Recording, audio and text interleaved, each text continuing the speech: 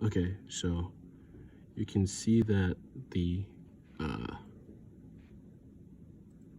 on the serial monitor that it's pulling the board continuously, and it's gonna be a little difficult to get this in the same shot, but focus up. If I move it this way, it's also not super solid, but if I hold it down, move it like this, you see the x-axis changes to a 4,000 value from neutral, which is 3,500. If I move it in the opposite direction, it goes down to single digits.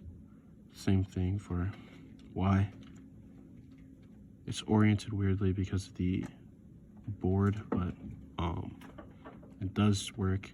It also will work in the diagonals, and because it's a analog signal that corresponds to a number, it's a little more dynamic than like 1 and 0, which does not apply to the push-in represented by the switch. I don't know if you heard the click, but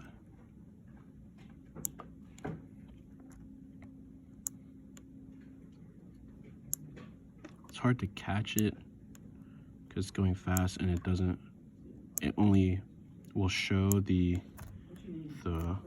1 value for the push-in on release, but if I hit it a few more times,